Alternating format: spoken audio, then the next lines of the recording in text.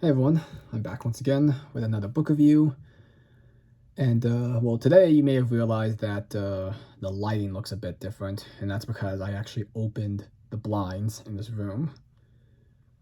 Uh, Hopefully that'll help with this video because I was having issues with glare.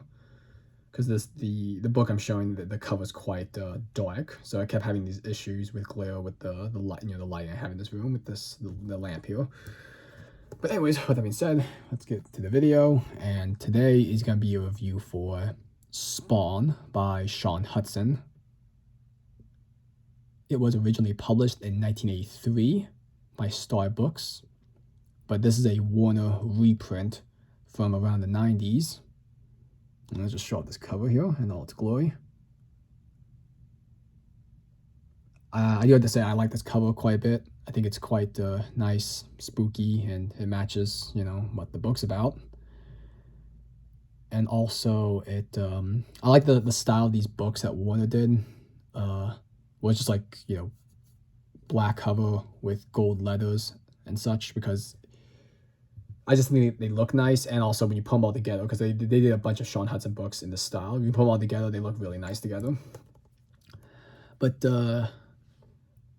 Spawn, this book I would say is probably one of Shaun Hutson's most known books.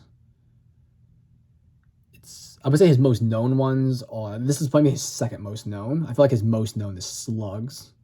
But I feel like a lot of people who are familiar with vintage horror or have read Grady Hendrix' Paperbacks from Hell are familiar with this book because it was featured on there. And actually I have Paperbacks from Hell right here. Okay, because actually right in the front, like right here, or my index right there, they actually show off the cover, the Spawn.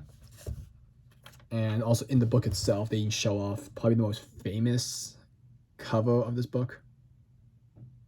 And I got right here, top of the glare. But yeah, that's actually we can go back to showing it. But yeah, this cover is quite nice, I would say. It's rather glorious. It's like a giant baby who looks really mean and has a man at joy who's screaming. It's quite the nice cover, but it's not exactly, it's a tad misleading, I suppose, because nothing like that happens in the book. Anyways, but now I'm going to get back to the actual review of, this book, is that, I'll say this right now, but yeah, this review is going to be spoiler-free, but I will get into some spoiler details, because I'm not trying to, I'm not going to spoil too much about it, but at the end, I will talk about certain things in greater detail. That'll probably be, classified as spoilers if you don't know anything about this book. But with that being said, in the beginning of this video, I'm going to read the synopsis and I'll get into more details that the synopsis doesn't say, because the synopsis is rather vague. So, with that being said, I guess I'll get straight to the video. All right. Released from a mental hospital where he had spent all his adult life, Harold Pierce is given a job as a hospital porter, but that job involves the disposal of aborted fetuses, something which brings back nightmare memories of Harold's accidental killing of his baby brother years before. A time of trauma and terror has begun, terror heightened by the escape from prison of convicted killer Paul Harvey, who, hunted by the police, embarks on a murderous rampage. Pierce and Harvey, both disturbed, are about to unleash a terror beyond belief. Okay, so that being said, again, it's a little vague, so I'm going to go more details right now. The book opens in 1946. It talks about like Harold Pierce. He's 14 years old, and it talks about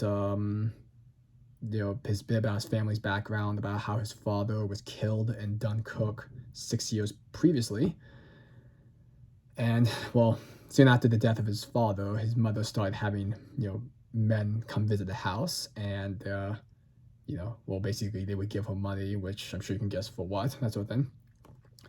And well, soon after that, his mother tells him that he's gonna have a baby brother or baby sister, and 9 months afterwards, his baby brother Gordon is born. Then one time in the middle of the night, when Harold's mother is asleep, he decides to basically play around with matches. He starts just having some fun with them, and including like he has a jar that he keeps crane flies in. He actually starts taking the crane flies out of the jar, and then he starts like pulling off their legs and starts burning them with the matches. So yeah, that's quite morbid. But as he's playing around with the matches, things get a little out of hand, and the house catches on fire. And during the fire, his baby brother and his mother die, and he actually sees them like die in front of him. Like he just sees them get burned alive, and it goes into and the book goes in quite a bit of detail about how they get burned, and also Harold himself even gets scarred. Not well, I mean like physically scarred as well, not just mentally. But yeah, they just said that how one side of his face and also some parts of his body just get burnt. Even one of his eyeballs gets like due to the fire, it one of his eyeballs bursts. And after that, he wakes up in the mental hospital, and they describe how he's been in this hospital for over 35 years. So yeah, that whole opening was basically just him reliving that. It was just a nightmare of him reliving that night, where he caused that fire. And talked about how this is his final day at the hospital, at the mental hospital, because they deem him like he's maybe ready to go back into society, and also how the mental hospital is closing down, and they're gonna move all the patients, aside from Harold, of course, because like I said, he's leaving the mental hospital. They're gonna move all the patients to a different mental hospital, and the people at this mental hospital, they even helped him get a job as a porter at Exham Hospital. The Fairvale Hospital, sorry, the town that this all takes place in. It's called Exham. So yeah, the job doesn't pay that great, but hey, it's something, and he's hoping that he can start living a normal life. But as he's working as a hospital porter, one of the jobs, as the synopsis says, he has to do is he has to dispose of aborted fetuses, and the way he has to dispose of them is incinerating them. Like he throws them in the furnace. And that starts to trigger something in his brain. And he decides that he doesn't want to burn those fetuses anymore, so he takes the fetuses that he's supposed to incinerate, and he decides to just bury them, and just keeps them hidden. So yeah, that's what the whole thing about that's going on with Harold Pierce. Now I guess I'll just say a little bit about Paul Harvey, the convicted serial killer. But yeah, he soon, basically, I believe, like soon after, like maybe right after Harold leaves the mental hospital, Paul Harvey escapes from prison, and there's a cop named Lou Randall who's on the lookout for him. Like he's trying to find him before, anything bad happens. And then, eventually, all those three characters, I guess everything's gonna kind of like intertwine with them. And so yeah, I guess that's basically what the book's about. Oh, I guess I will say that, yeah, they go into, of course, details about Paul Harvey and Lou Randall's, like, their backstories, and, like, maybe why they turned out the way they did. That sort of thing, not just with Harold. So, now I guess I'll get into my thoughts about this book. And then after that, I'll get into the more spoiler thing, So I'll give a warning when that is about to happen. But yeah, this book, this is my second time reading it, and I enjoy it, but it has quite a bit of problems. And some of them has to do with this book has some really unique ideas, but it's severely underused. That's a common complaint I see on Goodreads about this book, where there's I guess this book's unique idea. Hutson really didn't use it to its full potential. So it just kind of leaves it a bit disappointed, sorry. But I guess it does deliver on quite a bit of other things that Hutson's known for, like, very gross moments, including some, graphic kills, that sort of thing. And something else about this book, it's also quite well written, despite the, I guess the subject matters, or by that I mean because this is like a splatterpunk novel, and it's actually quite well written, So, but I guess my complaints about this book was, like I said, the underused ideas, and the fact that there's just kind of some inconsistencies and maybe some things that really wouldn't happen, I feel, in real life. Like there's a few moments where I'm not gonna spoil this moment, but yeah, once something happens and you're just kind of like, I feel like the police would have been called for that moment, but instead everyone's just kind of like, "Ooh, okay, that's weird. Let's just you know, get rid of what happened, like I guess the evidence or whatever, and just call it a night." Like something strange happens and everyone seems like no one bothered to call the police. All right, Also, it's a little funny, well, despite the fact that Harold, him, I guess maybe I didn't mention this, but yeah, he has issues with fire. Like despite him being burned severely and having all these issues with fire, he was given a job as a hospital porter, which maybe that's not so bad, but it's like, why would they tell him to incinerate things in the hospital? I mean, I know like some hospital porters do that, but you think it was someone with his background, they would just tell another porter to do that. Yeah, tell him just not to avoid the furnace because, he has all these issues with fire. I just couldn't help but kind of, think like, is that really a good idea for him to, like, tell him to incinerate things, And also something else I realized in the opening I was talking about, well, Harold gets, parts of his body severely burned. I think there's an inconsistency because in that dream sequence, or the flashback, what you want to call it,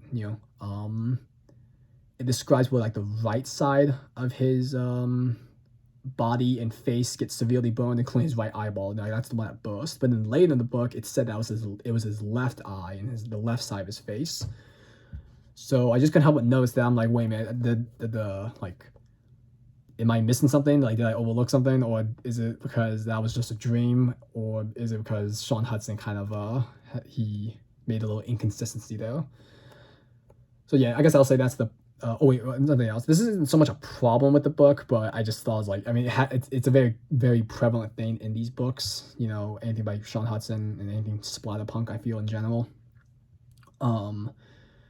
At one point, Lou Randall, the police officer who's looking for Paul Harvey, he starts having a relationship with a woman, and well, it seems like things proceed a little faster than I feel like it would in real life, because basically they have a few conversations and then he asks her out on a date, and she's just kind of like, oh yeah, that'd be great, and she just sort of tells him that he can come to her house. She gives him the address and saying that I'll cook us dinner, and because she talked about how she's a fantastic cook and all that stuff. She just sort of tells him like, come over to my house and then we can have a date. But I just thought that was a little fast. Like, you just met this guy and you're already telling him where you live. Maybe that's just me not being unaware of how the whole dating scene works, and also maybe just me being like, maybe I'm paranoid, but I don't tell people where I live when I first meet them. But again, the novel, it was written in the 80s, so maybe it was just a different time period, like what people did. I don't know. I wasn't around at the time. Anyways, so that's not really a complaint too much. I thought it was a little funny, and also, like I said, it's just a thing that happens in these books where people, like, it seems like people just kind of, fall in love, and the relationships just proceed super duper fast. Okay, so yeah, final thoughts now, get into the more spoiler thing, basically, yeah, I enjoyed this book. I gave it a 3 out of 5, and it would have been, I would have gave it a better score if it wasn't for those issues I talked about, like the, underused ideas, and also just some of the inconsistencies and some of the things that just a little like, you had to have a little bit of, like, you had to turn your brain off. But I feel like that kind of adds to the charm of this book because, I'm into like a lot of these like trashy splatterpunk novels. Like, I probably would have gave it a 4 or more, who knows, if the book actually used the ideas more, like it, took advantage of its potential instead of just underusing them. Because that's actually a comic. I mean, I've already said this word, but yeah, it's a common complaint I've seen on Goodreads about this book. Is it's not bad, but it's just just didn't use it. It didn't go to its full potential. That sort of thing.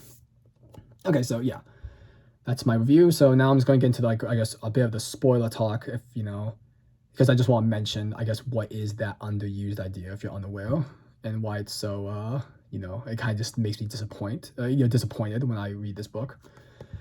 So if you want the spoiled, then okay, then turn off the video. So 3, 2, 1. Okay, spoiler time.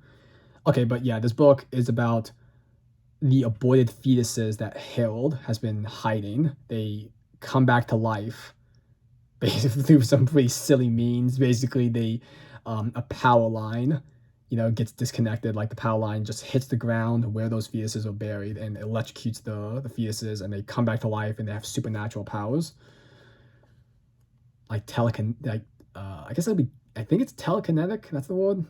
Like they can cause like people visions and stuff like that. I'm not totally sure the word for that. So yeah, that's the idea. And also these fetuses, they drink blood and they actually like eating human brains. That's a thing. And I was like, I knew what that was what the book was about before I read it. And I was like, when I first got this book, I was like, oh, that sounds like that sounds like great fun. But then when I read it, it's very underused. Like the fetuses do not really do a lot in this book. Most of the focus is actually on the like characters like Paul Harvey, Lou Randall, and Harold Pierce, and that's fine. But I felt like the fetuses, they should have been allowed to do more. Because again, it's such a unique idea, and they just it's so vastly underused. So I just couldn't help but be disappointed. I felt like I enjoyed this book a little bit more the second time I read it. Maybe because the first time I was just pretty disappointed by the underused fetuses, and that's such a weird word to say, like underused, and talk about that context. So yeah, I guess that's the spoiler bit. So I enjoyed it a little bit more this time around. I guess because I knew that it's a bit underused. So I guess I should really wrap things up because this video is already too long as it is. So I'll see all you guys next time, and thanks for watching. So take care.